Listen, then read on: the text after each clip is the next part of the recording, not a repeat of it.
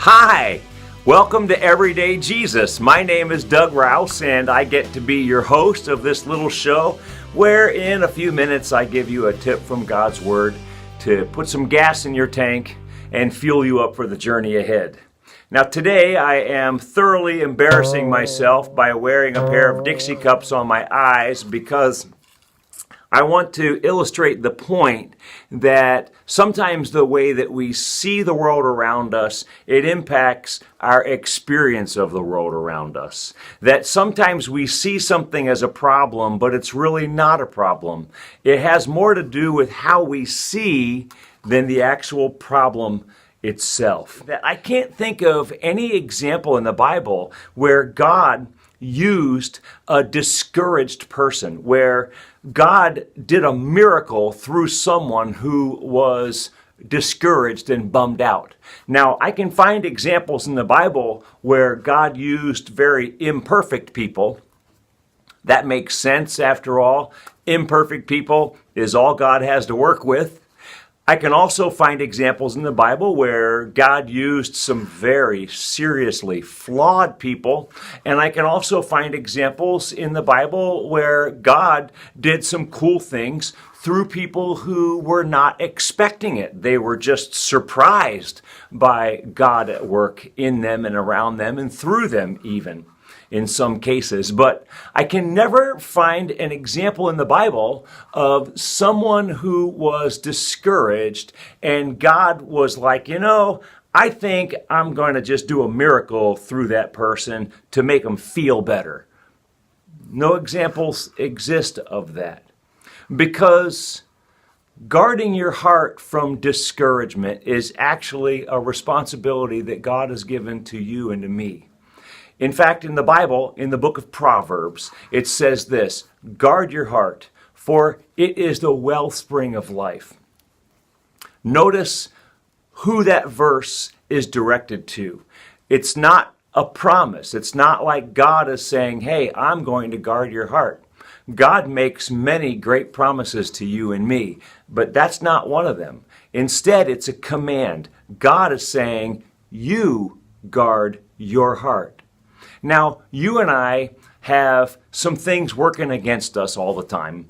Circumstances definitely work against us all the time. Bad stuff happens all around us, and definitely those have a way sometimes of sucking the joy right out of us. They kind of put water in our gas tank and make us just sputter along, certainly.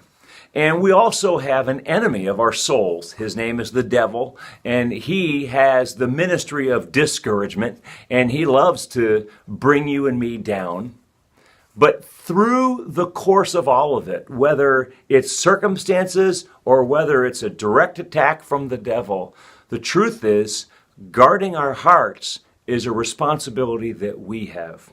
And I find that maintaining my encouragement and maintaining hope in my life is one of the most important things that I need to do as I follow Jesus. And the way that I maintain hope is a couple of things. Number one is I hang on to the promises. God has made some incredible promises. Number two, I hang on to God himself. The truth is, I am the little brother of Jesus Christ. Are you kidding me? He's made me a co-heir in his kingdom. I get to call the God of the universe my dad. I look up at the stars at night. I look at all of their beauty and all of their glory, and I realize the one who made those is my dad. So I'm in a relationship with the creator of the universe. That's pretty awesome. I maintain my hope by thinking about that. I maintain my hope by hanging around hopeful people. I hang around people that are encouraging, that were cheerleaders, that will encourage me and support me and with whom I can support. And I think that that's the value of Christian community, frankly. We find that Christianity, it's a team sport. It's something we get to play together. It's not something that I'm called to do alone. And what a privilege it is to be surrounded by an encouraging Christian community. Guard your heart, because from it comes the wellspring of life. When you're encouraged, you are better able to handle the circumstances that come flying your way every day. When you live with this constant reality, God's got this, then you know, man, there's nothing that God and I together cannot overcome. Be encouraged, friends. God's got this.